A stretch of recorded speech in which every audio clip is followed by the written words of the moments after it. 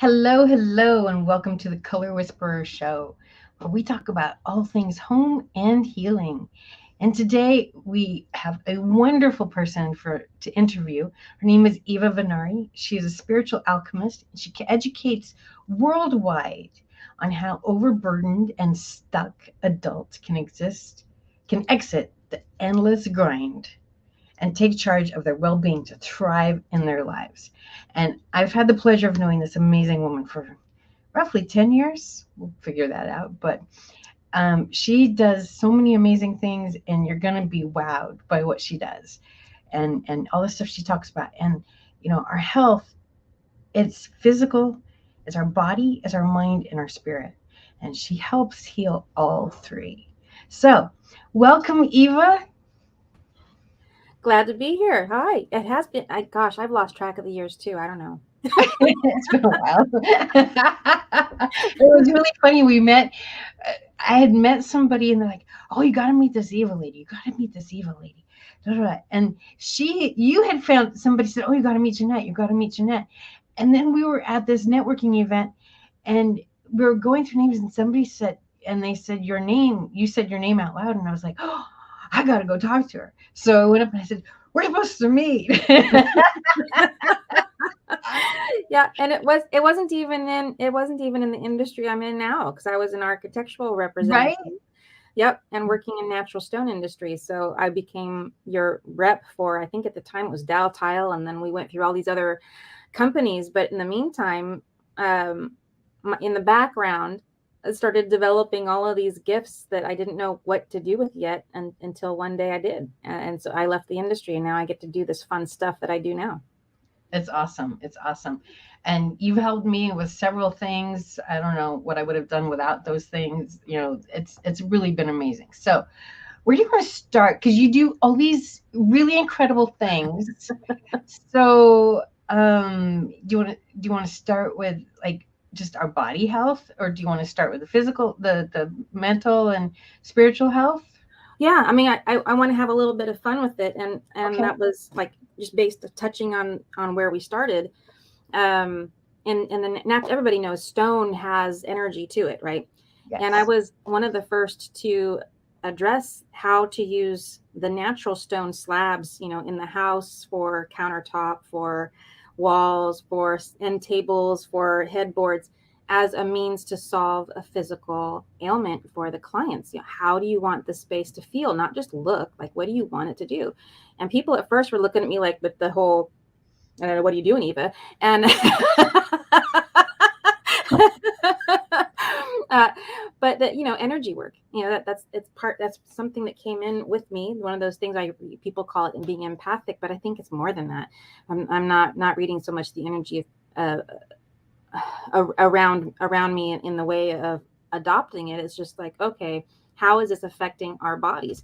And that became the focus of the healing and the healing work that I started to do. Because here's the fun thing: I'm a nerd and scientist at heart. So what makes the color in a natural stone is the same stuff that makes us up. So minerals make the color. Just like thinking about the what are those, the neon lights, right? So you have to have a certain mineral in the air in order for when you turn on the electricity to that bulb, then it shines a certain color based on the mineral.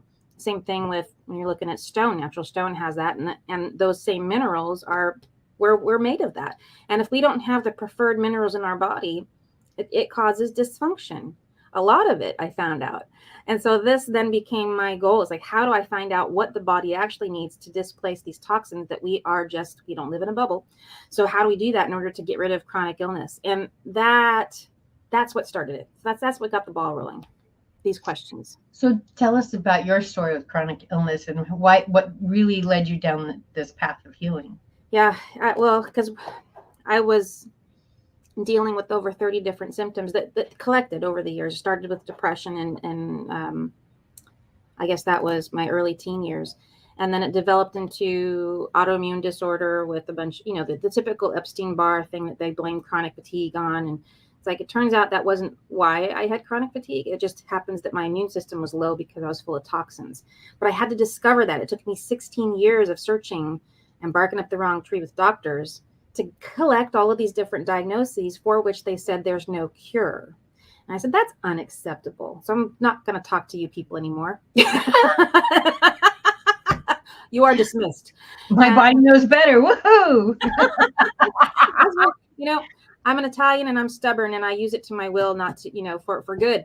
This was the idea. If you give your body what it needs, it can heal itself. And so I was stumbling through the world, you know, trying to get through. Why am I so chronically fatigued? And then raising kids at the same time. And, you know, just dealing with all of these problems that kept me from being able to tuck my kids in at night. I was that tired. I couldn't get off the couch. So chronic fatigue, anxiety, insomnia, depression, fibromyalgia, skin, heart palpitations, short-term memory loss, arthritis, osteo. I was told I had going to be in a wheelchair by the age of 35.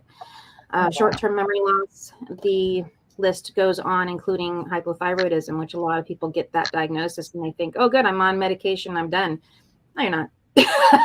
So that was my beginning of a very long journey of 16 years, like I said, to find the mineral balancing work that I now offer to help people overcome all of these seemingly unrelated problems. But you can overcome them without medications. Yay. Because the medications often cause other issues, you know, and the medications themselves say that, you know, here's the side effects. If you take this medication for a long time, then you're going to need another medication for this. That's going to happen because this medication, you know, it just becomes a very, you know, long road of, well, here's another medication, here's another medication, here's another medication. And none of it's actually making you well. No, it's just blocking the symptom. And it's also doing what I call creating a sticky spot. And this is where elementals and demonics, we're going to turn a corner in this world. You have these entities that are looking to, you know, take over your body. And I'm not, you know, if something's actually happening, then you're not imagining you're being attacked. This is what's always going on. You know, they say that evil never rests, and it's true. And so when you take a medication, anything that changes your physical body from being able to produce its own chemicals, you have the best pharmacy right here in the body. And employing that is the best chance by taking the minerals that we need. But when we take something systemically, it actually cuts off our connection to source. Yeah, years ago I had depression bad, and it was when Zoloft was new, and I knew it. I mean, it took a lot for me to go, yes, indeed I'm depressed, and yes, I need to do something. But the doctor just said, here, you're going to take these, and I put them on. I started taking them, and I was like, there's something taking over my brain, and I was really freaking out because I could feel, and I'm like, this doesn't feel right. And back then they had all those commercials. You remember those commercials of, this is what Zoloft does to your brain? And I'm like, well, I guess it's doing what it's supposed to be doing, because my brain kind of feels like what the cartoon looks like.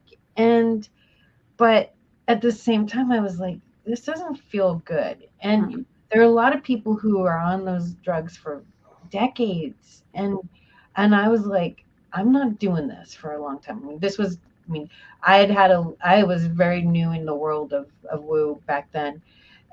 And I just knew, I said, this is not going to be a long-term thing for me. And maybe I need it right now because, you know, the world was pretty dark, and I accepted the general rule of what to do at the time because I didn't have a better idea. But at the same time, I knew I had to find some other resolutions as well. And I took it for about 6 months.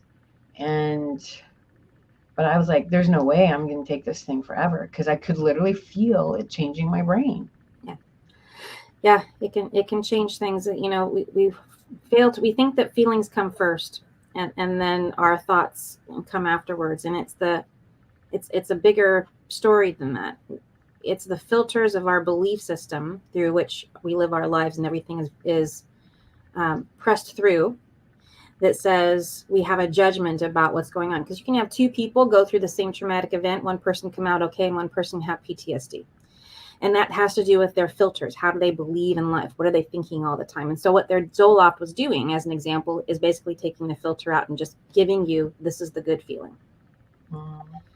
So those emotional places where we gain our insight, I call them our emotional GPS, become absent.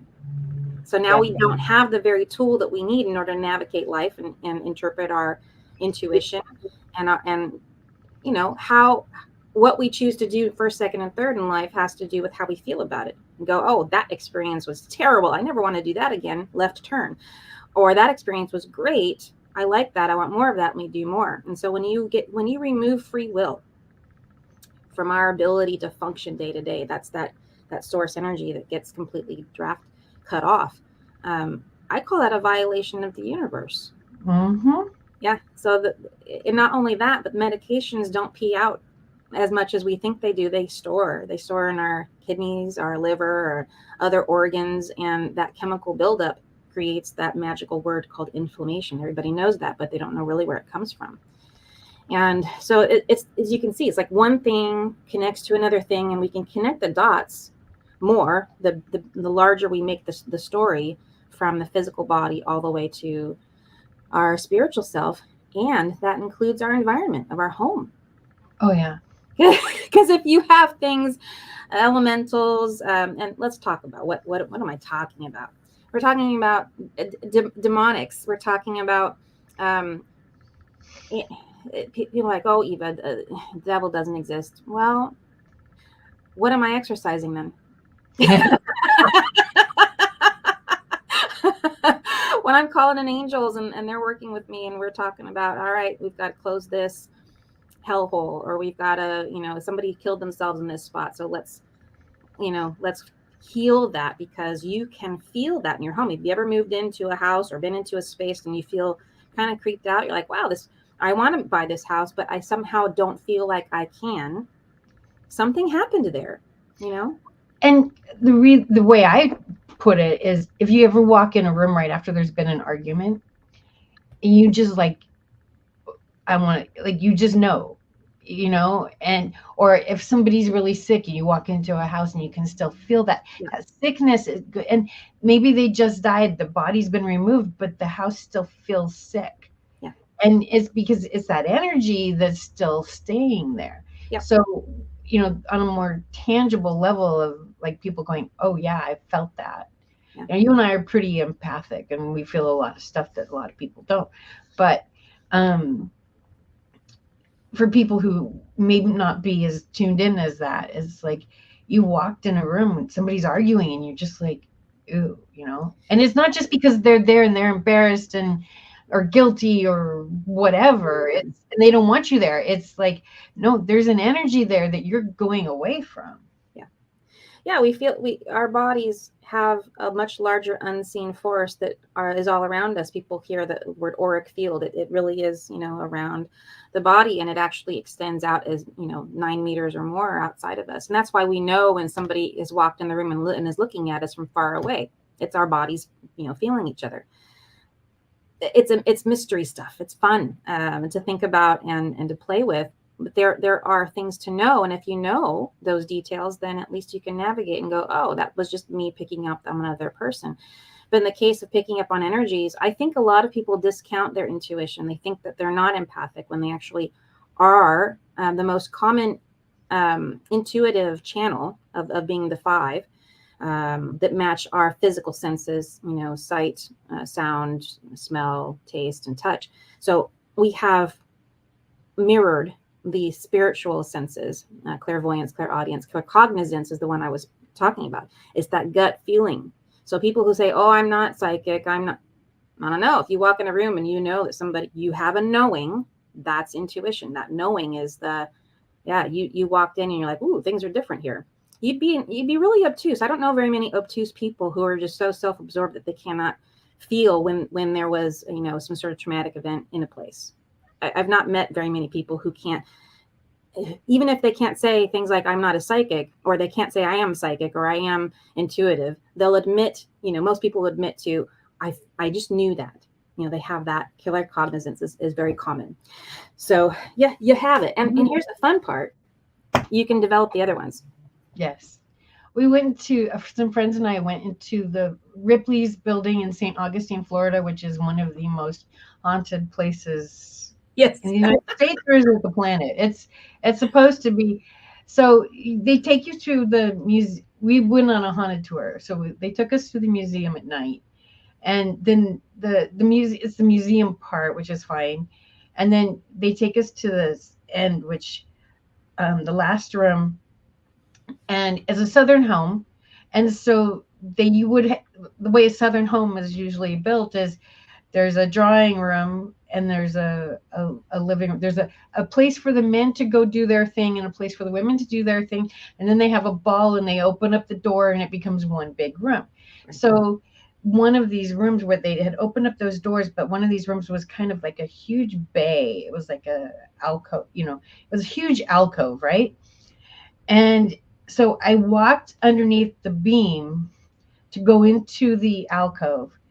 And I just said, you know what? I don't want to do this.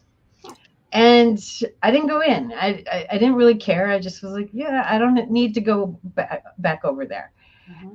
My friends did, and they came back and like, oh yeah, something pricked my neck, and it was really cold, and it was this, and it was that, and so they didn't believe. One of my friends had some sight like me. The other friend, she didn't see nothing. She didn't believe nothing, but she's like, and you could hear everybody else whispering, it's really cold in there. Oh, I felt like something pricked my neck. I felt this, I felt that.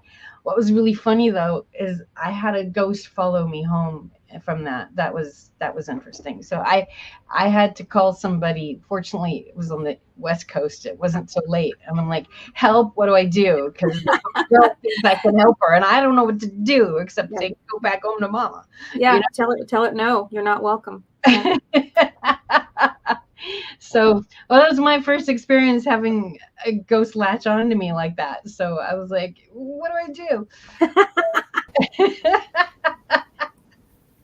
Hey, I had a quick question based on what you just said. Actually, I had a couple of quick questions based on what you just said and what Eva was saying and everything. But aren't ghosts like most people? Wouldn't they not want to be someplace that they're not used to? So the fact that the ghost would want to go from the south to the west is kind of novel to me, because it seems to me that most ghosts would want to be in the environments of where they were originally from, but I could be wrong. So I'm not oftentimes wrong on a lot of things. But what's your thoughts around that, Eva? Because it seems to me that like I would think that the spirits would want to be around things that they are familiar with, for lack of a better term, and everything around those nature. So the fact that this ghost latched on to Jeanette from the south to come to the west, unless it had a West Coast tie, and maybe it had a West Coast tie, then I would be kind of curious about the reasoning behind the ghost, if that's a legitimate question.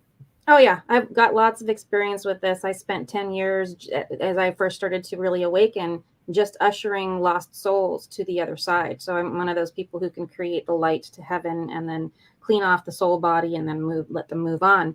If they don't make it through that white light that everybody talks about right after death, there's like, you got a window of time. And if you miss it, you got to find somebody like me. So it may not be that the motivation of that ghost that latched on to Jeanette was looking for West Coast. It may be that they just liked her energy. I can't tell you the number of times I've walked into a castle or an old manor in England, anywhere here, where somebody goes, hey, like kind of like the little wolf whistle. Hey, baby, can I come home with you? No, you can't. So some of them I ask, the conversation is up here. Telepathy. They're people. They were people with bodies. Now they're just people without bodies. They have motivations that are different, just like every other human being does. And so you ask them, do you want to leave?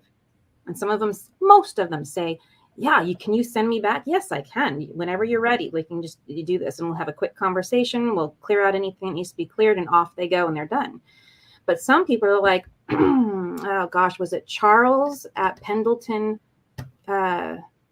his house in England?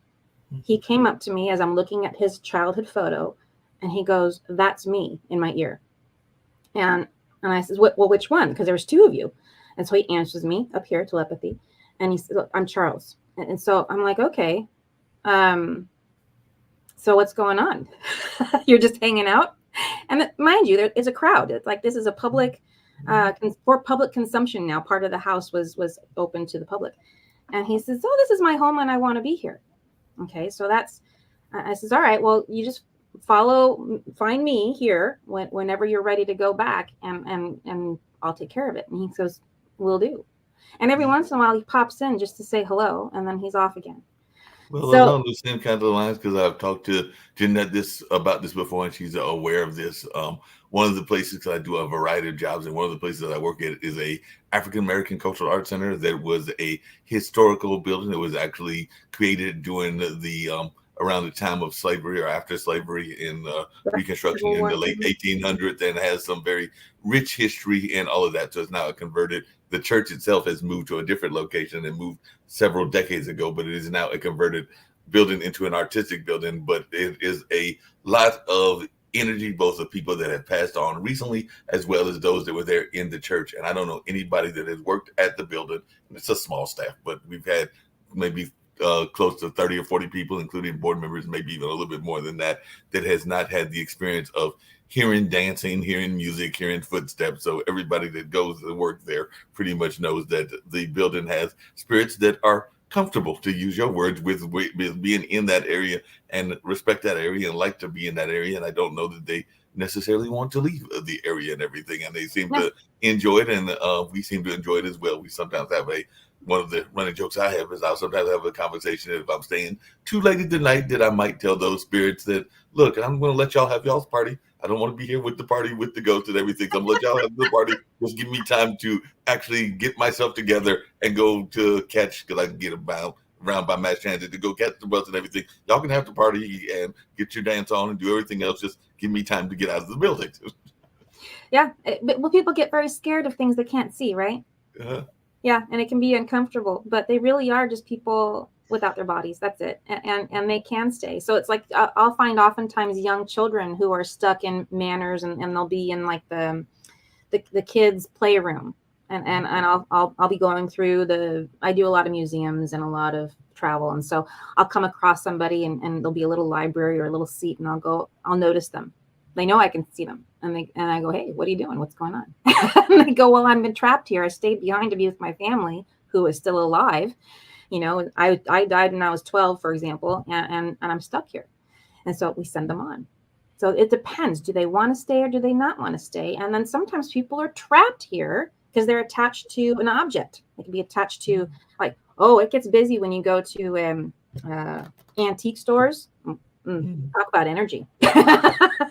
Well, there's an antique store here in Durham. I've told you that I love its name, and I think it's been going on for a while and everything. But if I remember the thing, is the title of the store is Everything But Granny's Panties. That's literally the name of the store, and all along those sides. So that's literally the name of the store here in Durham, North Carolina. But the question I had for you, even, and then I had a more kind of question of this day and time and everything. But are there people in the energy space that are interested? Because I mean, I know what the Catholics think about purgatory, but there are people in the spirit lane that are interested in staying back and forth. Because like I said, in my mind, one of my good friends that passed away here several years back and everything was a dance pioneer here in Durham, and a dance pioneer around the nation, and I would argue around the world, because he used to go to Africa regularly as well. But I personally think that he probably likes being in heaven, because that's where I personally like to think that Baba Chuck Davis went to and everything. But I also think that I would not be surprised if doing, say, Kwanzaa, which we just went through, or doing some other events that he was very much involved in, doesn't make return trips and everything. But I just wondered if that's something that can go on where you're coming from the heavenly gates into the earthly realm, for lack of a better term. Yeah, there are some rules around that. So if you've decided not to go through your own light, or requested to have somebody like me send you through, you're here just earthbound, and that's earthbound spirit is a body, or a human soul without a body. And oftentimes, we're talking about health here. How does this apply to health? those spirits will attach themselves, especially to relatives, and they'll attach themselves in the auric field of the person, creating an energy drain. So it's better, like, well, I'll communicate with them and I'll say, hey, did you know that you being attached to your relative, your loved one, the person that you love and care about, is suffering as a result of this attachment? Oh my God, no, I didn't know. They get really upset. And I go, okay, so here's the deal. I can clean you up, get you set up with the tools you need to complete whatever it is you want to complete. You got to go to the other side. And then every time any of your loved ones think of you or speak your name, you can come back with that permission slip. But otherwise, you're going to go. Right. I says, your time here is over. And so we have that conversation, and those are the rules around it. So if you think of somebody who's passed on, that thought is a permission slip. That's how we live forever. Mm-hmm. It's because those that we left behind who love us still, they think of us, and then we can come over. But when you're done, you do go back. And that's how the Ouija board works. That's how portals work. It's a lot of things, but you have to be, it's my preference that a person has good spiritual hygiene and closes up all of those things when they're done.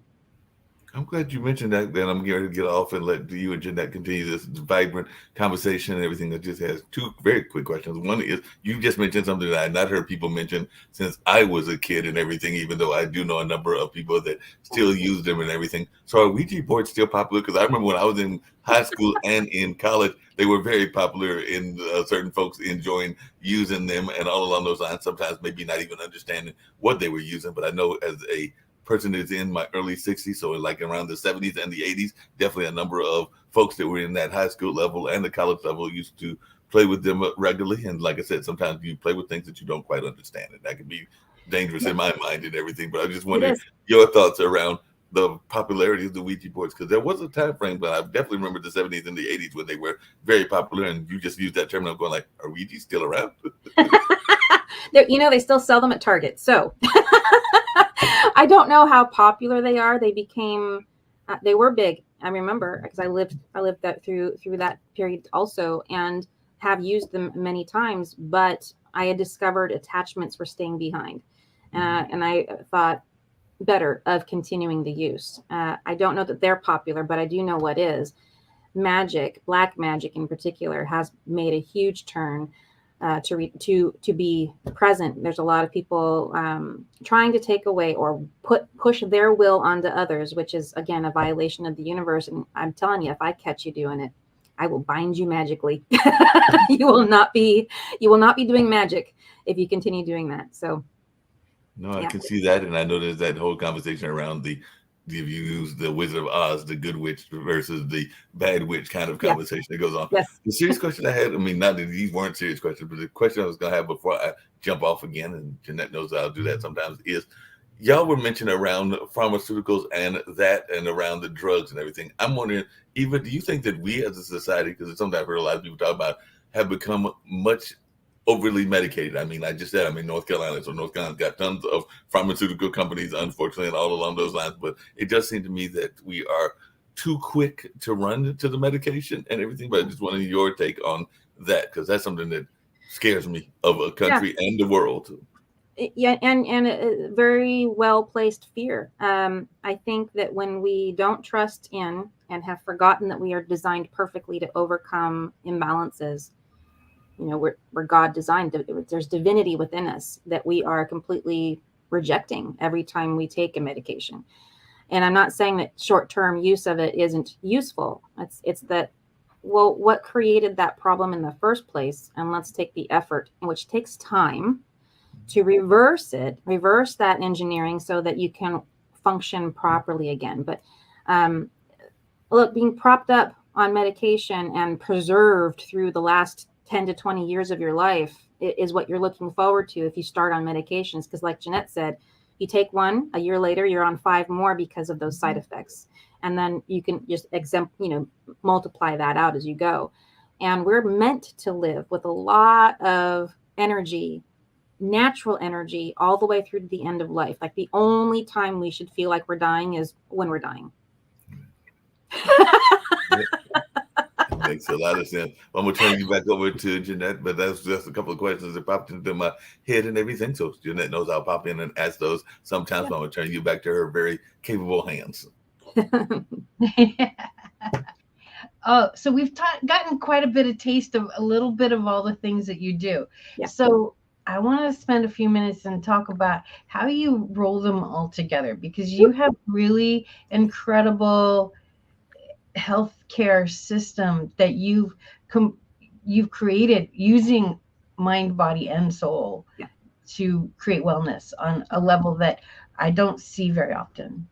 No, the angels gifted me a name, the spiritual alchemist, and it came from that whole concept. It's when we do something to the physical body, it can reflect itself in the emotional, mental, and then it definitely can reflect itself spiritually. And depending on where the trauma, whether it's like a car accident or a death in the family, or a death in the family that creates karma for you that you now have to deal with, all of that affects your health. And I came to realize that on my own journey of healing. So the first step was to become really comfortable and aware and understanding the mineral work. So the mineral balancing work was my main and only offer for 12 years, until finally I realized that my personal spiritual development relied on having that very fortified body. So first we start with that. Let's get the body fortified so that there's nothing in the way for our emotions, because we think about how we react. I was talking about earlier, those filters can be adjusted and changed with our mind. So we can choose what we believe. Beliefs are just thoughts we think over and over again. So I talk about boundaries. Who do we let into our lives? What do we listen to? Are we looking at the news all the time? Are we lying to ourselves or to others? And this is all part of, what I call the essential love work. I noticed on my own clients that the number one thread for all of these chronic illnesses people would come to me with was a lack of self-love. Mm. Oh, okay. So we need to work on boundaries. We need to work on how to communicate.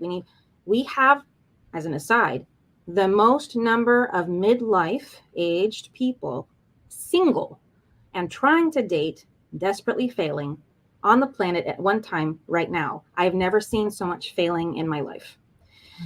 And that to me is an epidemic. And we need to heal that. So that became a focus to learn. And so on top of now I feel good in my body and I'm not so concerned with all of these symptoms. Now I can pay attention to that person outside of me and understand more. So like these things relate to each other. You could hit a physical plateau in your healing journey of your body if you have a stuck emotion and you don't know how to clear that, or you don't know how to resolve a conflict, or if you don't have those skill sets, develop them. So that's what I discovered. Those are the things that go together. Then as my spiritual work, and I mentioned, I spent 10 years guiding lost souls to the other side. That seemed to be my mission. I got to play Horus, right? Horus, is that the Egyptian god that? I don't know. I don't remember. I could have that wrong. Maybe somebody knows for sure and can put it in comments. But the idea was I was set to task, and people without their bodies were showing up in my house. And so my spiritual gifts started to be developed. And I discovered along the way that those who have a demonic force attached to them have the same symptoms as a person who is just minerally imbalanced. And wouldn't it be good to know if one's affecting the other and vice versa? Because you could be spinning your wheels doing something and hitting brick wall of plateau, or no longer making progress because you're not hitting on the full true holistic scale. You're just at physical or at mental. If you're going to a counselor and you're not making any headway in any of the other two, the counselor is not addressing the full scope of work. You got a spiritual thing going on and you're not making progress at the gym, you're not making progress with relationships, you got to solve the spiritual thing. So that's it. All together, it creates something I call ascension.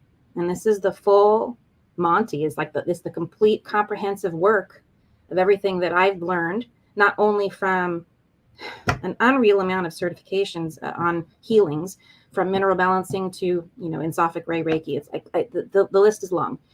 Add all of that in, play with it, and then you've got this ability then to read. You're learning the how your body communicates with you along the way.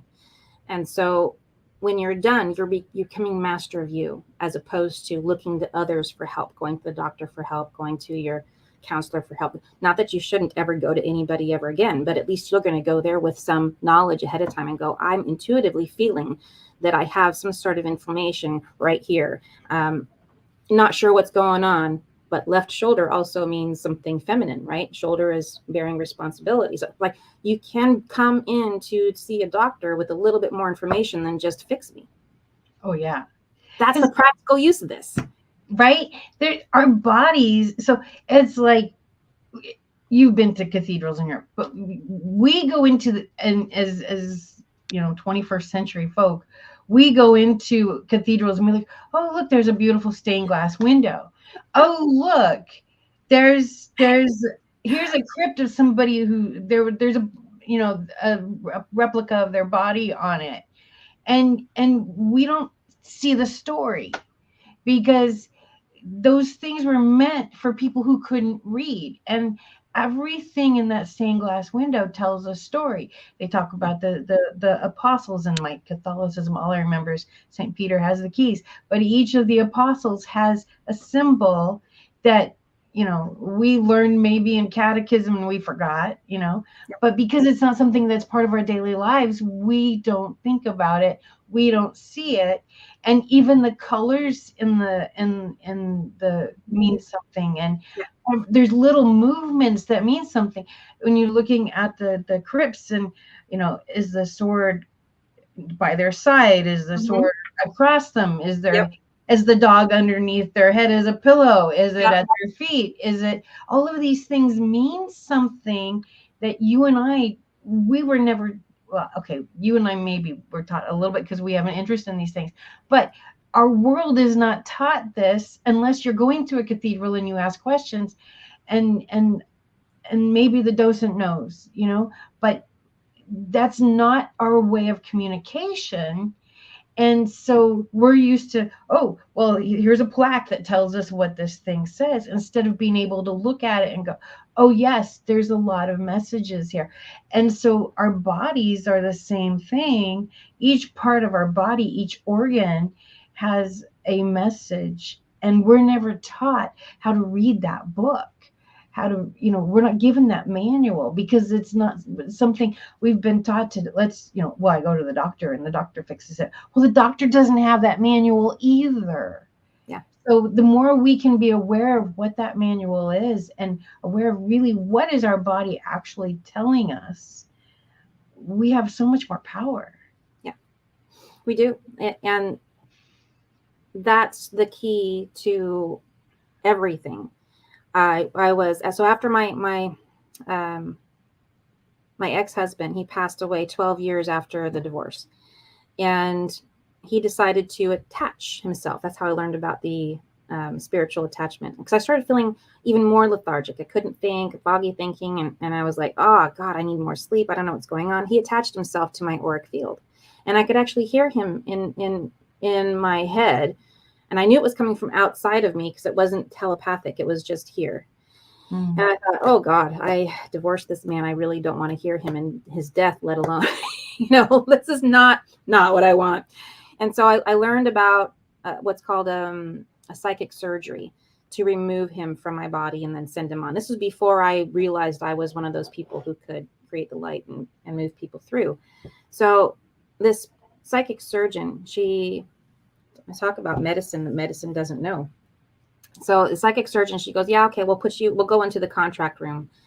And a lot of people in the spiritual world have heard of a contract, but they maybe not have heard of the contract room. The contract room is a sacred place where you meet up with this person that you need to close out your contracts with. And who is there is one of Archangel Michael's soldiers. And not Archangel Michael himself. He's busy like Jesus doing other things. Like, don't bother him. He's got soldiers, right? So I work with the soldiers and I work with the angels. And so there in that room is this huge fireplace, and he's standing over here just to the right of the fireplace. And we're done clearing the contracts, and he's quiet the whole time. And finally, at the end, he turns to me and he says, and I hear him here, telepathy, and he says, okay, now it's your turn. You're going to create the light, and you're going to clean off his soul body, and you're going to send him on. And I, being the lippy person that I am, said, you're the angel. Why don't you do it? And he says, you're the human. Angels are there to help us. They can heal us. They can, but they're doing this until we ask for help. And he taught me. He said, this is part of your spiritual gift set. You're supposed to learn how to do this, that you can help people through. This whole situation was meant to help guide you and train you and teach you. Now, these are things that I gleaned from that. The angel only said, you're the human. But I gathered that as, there is value in this clay body that is connected to the earth while we're on it. And spiritually, our chakras attaches to our source energy while we're here. This is what gives us the magic power. So why do demons want us? Because they don't have that ability. And that's the motivation. They want in, they want to attach, they want to go to heaven because they're not allowed there. And what do? They want to hitch a ride on us when we die. No. No. Protect your free will. Yeah. Protect your sovereignty. Understand that you have a responsibility for it. These are the biggest messages. And how do you do that? Well, this is what I solve. I take all the guesswork about all of that. And it's a big job. It's a big chunk of, like, how do you describe that? I don't know. I'm still working on it. There's a lot to this work. How do you ascend? You cannot ascend without your body. And I'm not saying die. I'm talking about go to the next level of your own expansion. How do you do that? You continue to pull away anything that doesn't belong. It's me again. Speaking of ascending, because you said something very powerful earlier, and I was really resonating with that, and I was resonating for a couple of reasons, which is this notion of people being in that single space and the amount of single people that are out there that are chasing something. I'm probably guilty of that myself in the 60s and everything, but I sometimes find that that's two things going on. Sometimes you are afraid to ask the people that you might need to ask that are your soulmates, but also sometimes the soulmates aren't willing to accept their gift the self and are too busy with their own kind of barriers as well. So it's one that deals with that part of the spiritual world. What is your thoughts around that? Because I do think that there's a lot of that conversation that goes on in that notion of rejection and even acceptance of oneself in the soulmate journey, and why there's a lot of people that are looking for love in all the wrong places, if I can use that analogy. Yeah. Well, I think the first thing is to realize that you don't have one soulmate. So there's an opening to that. Like, don't get stuck on the idea that you have to be attached to this one person that you find you're like, you are perfect for me and I want you. Like, first of all, that's desperate. So,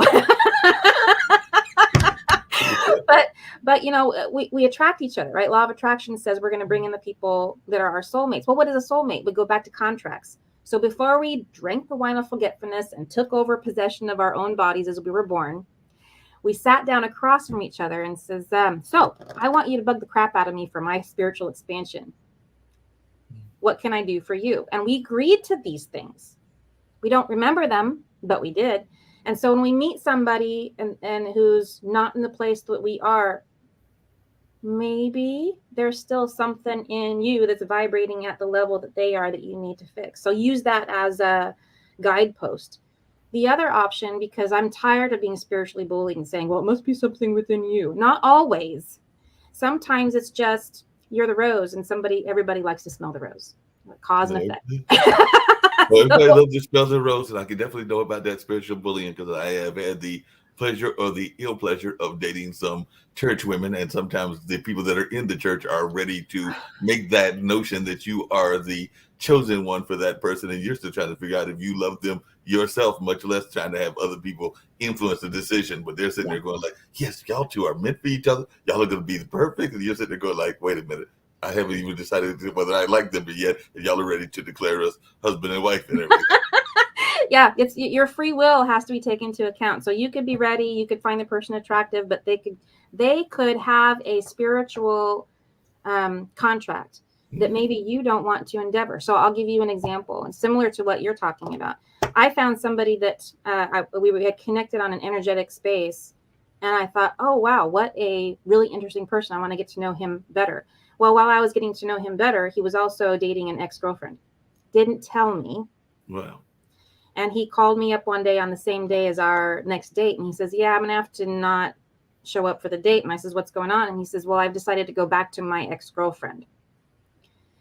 Well, anytime you're going backwards, that means you haven't learned a lesson. Right. So for me, I decided, and I said to him after interviewing a little bit more, because I was very curious, and I says, I think my spirit has decided to decline the offer to learn whatever lesson it is that you need to learn. Sometimes you got to tell folks adios and bye, because I know I did that, literally walked out of relationships. So sometimes you have learned the lesson and it's time to walk away from it and everything. Another thing that I was just thinking about, because it was about that notion of spirits and people being in crypts and all along those lines. Because if I remember correctly, and I can look it up, it's kind of what y'all were looking up with the Egyptian gods and everything. I want to say that Duke, which is not that far from where I live and everything in Durham, got a very big Methodist tradition. And I want to say that their big church that is very popular, Duke Chapel and everything, that there are actually bodies in that church, because I think they have some crypts there and everything. And I think that some people are sometimes startled by that and are sometimes not knowing how to handle that and all along those lines. So I just wanted your thoughts around that, because sometimes in these historical buildings, and it might not be Duke, but I know there are other ones that they do have crypt bodies within those churches, and I know that exists. And sometimes, particularly our young folks, because sometimes that's who's going to college. They're sitting there like, wait a minute, I don't know if I can handle this. Yeah. Well, I mean, if we think about it, the only thing that makes the body worthwhile is our spirit in it. So as soon as it leaves, the body becomes a shell and there's nothing. So that's then becomes our own need for attachment to have the body around. I kind of am of the mind of let the earth reabsorb the person, don't preserve it in a box. That's my mind. But and I'm going to share a little secret too. People are afraid of dead bodies because they think the spirit is somewhere nearby. Ghosts, I tell you, the quietest place in the world for any human is the cemetery. Ghosts don't like to hang out where there's no humans. Right. They're going to be in the places where there's energy for them to be able to pull from all of the other humans who are still alive, so that they can enjoy the space too. Yeah. So now you're thinking, I'm going to avoid crowded spaces. Well, I do event planning, but I was actually having a funnier thought, and I'm going to definitely turn it back over to you, Jeanette, like I did earlier and everything. But I'm thinking, because I am a sports fan, and particularly around basketball and football, so I'm thinking that this Saturday and Sunday, there might be a whole lot of ghosts running around those NFL stadiums, because that would be where there would be hundreds of thousands, if not millions of people and everything. So I'm thinking that those ghosts might be really at like those games that are going on, whether it's Buffalo or Kansas City or a number of the other folks, because that would be a whole lot of people. Especially if they were sports fans, they're in their life. And so they're going to hang out and do the things that they enjoyed doing when they were alive. Yeah. Yeah. That makes a lot of sense. Yeah. These are fun. I have been collecting ghost stories since I was a kid, not really knowing why. I've just always had an interest in it. And I would ask people, have you ever seen a ghost? Like the innocent kid. Have you ever seen a ghost? I want a ghost story. And I collected them over the years, and my own. I've so many. It's fun. I've had some fun ghost stories too. And people are like, you've seen a ghost? I'm like, yeah. And Praise me again, because that's what Jeanette had another guest on before, and I have heard ghosts. I have felt ghosts.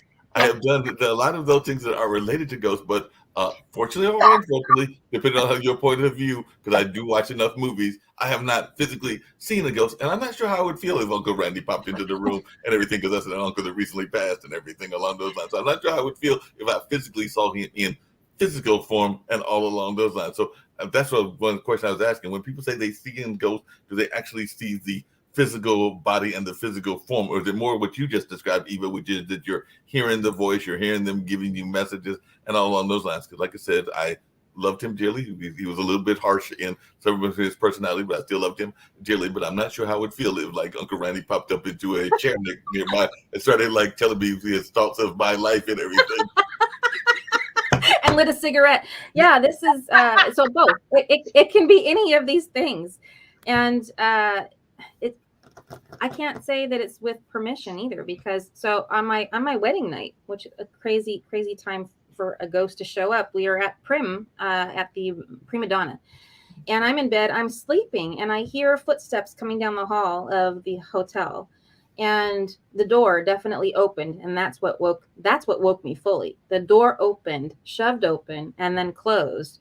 And then there was a ghost, and I could see her with my eyes, because I kind of looked at the foot of the bed from the pillows, and there was this woman, and I could see what she was dressed in, blonde hair and all this, and I go, oh, it's a ghost. And I put my head back on the pillow and fell back asleep. So we don't really know how we're going to react until we're in that moment. Yeah, that makes a lot of sense. Like you said, everybody has different clairs. So sometimes I tend to hear more than I see. Right. And so it depends on what is more susceptible for you, which sense you're more comfortable with getting it from. I had a client, I had an Uber one time, and the guy was like in his 60s, and I guess his dad had recently passed, and his dad shows up in the passenger seat, and he says, I need you to tell him stuff, but you can't tell him I'm here. He made it very clear I couldn't tell him that he was there. I'm like, well, you're going to have to steer the conversation then, because what am I supposed to do? If I can't tell him you're there. So this man clearly couldn't handle the fact that I could have seen his father, but he needed that information. So if you may not be able to go, oh, well, maybe Uncle Randy, seeing him might be too much for you. Hearing him may not be too much for you. Smelling his cologne. So you ever walk down someplace, maybe in your house, and like all of a sudden you smell perfume or like a weird smell, and you're like, I don't have that perfume, or I didn't make that. Where's that smell coming from? So that could be a ghost right there. I think mine is more auditory, because even in this apartment, and definitely at Hayti, I have definitely heard, like I said before, dance steps, and I've definitely heard knocks that don't make any sense. Like at 2:00 in the morning, you're going like, who's knocking on my door? And it's not the neighbors or anything along those lines. So I think mine is more auditory. That's where you're comfortable receiving the information. Right. Yeah. And all my clairs are open, so I get them all. I've closed my house off since, and I don't allow just any willy-nilly ghost to come into my house. They're now under control. Only people who get in are relatives, and so that's an important distinction too. So like when my grandmother came to visit, she gave me the taste of her famous blueberry pie. There was a gentleman who was, before I closed my house off, he liked to wear a certain cologne, and every time he was around, I could smell his cologne. I had just started to date somebody whose grandmother had passed, and she was very overprotective of him. And so as soon as I got off the phone with him one time, she comes right into me, and I could see her blue dress and her glasses and her black hair. And I described her to him, and he went, oh yeah, that's my grandma. So whatever clair you have open, and the way in which the apparition, the person, wants to communicate with you, in those combination, you'll receive them. Yeah, I can definitely, that makes a lot of sense. And I'm surprised that you only have the relatives, but maybe not, because I have such a deep friend circle that are like relatives that I think that probably a little bit more. Yeah, well, I've closed off. I use Mystery School Magic to close off my home to just anybody, because it used to be like Grand Central in this house, and that's not okay. You don't want your house being like that. So I've closed it off, and I use salts, and I use magic, and I use all kinds of things to make sure that I'm sovereign in my own space. But yeah, relatives, friends, people that you know, people that you love, they can find their way to you, because that's the natural way of it. And when they pass, guess what you get to receive? You get to inherit something of theirs. Right. Yeah, that makes a lot of sense. Well, this has been a very fast hour, so I want you to take a few minutes, plug yourself, and what you do is truly amazing, and we've touched on so much, but we've barely scratched the surface. So take what we can go over a little bit. We're not gonna like shut off exactly. That's okay. But I want to have you to have the opportunity to really tell people exactly what how you serve the world. Yeah, and it's really customizable because every problem is like a thumbprint, right? And so what I do, you can find me on my website, which is theelevateinstitute.com. And you can just go to the start here. You'll see it at the bottom of the homepage. Start here and get the 20-minute phone call. That's free. So the most important thing I do is listen. So when we get on that phone call, I'm spending the first 15 minutes listening to what the problems are. Are they physical? Are they spiritual? Are they mental? Are they emotional? What is going on? And I will tell you whether or not I can help you, which is that's honest. My job is to be transparent, and I'm here in service. And I'll create your own package. And I'll say, all right, this is something you can step into, or we can augment that with this other part of the program, because I don't expect anybody to know what I offer as a complete. That's impossible. There's too much. You might need a soul retrieval. You might need, to clear out ancestral wounds. But you won't know that until we talk. And then I'll be able to write up I'm not using it in the medical way, but a prescription of here's what I believe would best serve you. And then we'll design your package for you, whether that's one session or, a full year of intensive work. It's up to you what you want to achieve. So I base that all on the problems that you're having, even if it's just, I want longevity. If you want to clear away all of the guesswork around longevity, it's the same solution that it is to clear a chronic illness. So start here. Just go to theelevateinstitute.com, scroll to the bottom of the page and click on that start here, get on the calendar, and we'll have a conversation. And that's the best way to move forward. That's awesome. All right. So now we get to go to Kendu Spice. And I think you'll like Kendu Spice. She's very much in the same vein as you and I, and very big on having healthy food to keep a healthy body. So thank you, Eva, for coming on. And if you want to come on again another time, because I know we've just barely scratched the surface today. So this was wonderful. Thank you so much. Yeah. Thank you for having me. You're welcome. All right. And off we go to Kendu Spice. You know how people love to enjoy food and don't understand how to flavor their food or how to replicate a meal? They're interested in supplements, but don't know where to begin? Well, what I do is I take the guesswork out of enjoying flavor and wellness with my flavorful spice blends so that they can create delicious meals with healing benefits. Kendu Spice was created to help cooks at any level enjoy healing through food. Every spice blend was designed to give added health benefits of natural herbs. Every blend is complete. There's no need to add any additional spice for a delicious meal. Saving you time and money while adding supplements to your meals can be both tasty and fun. My earliest memories in the kitchen began with my father, Kenny Kendu Bond, so it was fitting that I would name this line after him. I have always looked to natural remedies to supplement the body, and I found myself hiding herbs and minerals in foods for my family. That's when it hit me. Everyone needs Kendu Spice. Everyone should be having this. It's an exclusive brand for cooks at any level who want to create flavorful dishes with healing benefits that can satisfy the body and soul. Add a little spice to your life. Give Kendu Spice a try.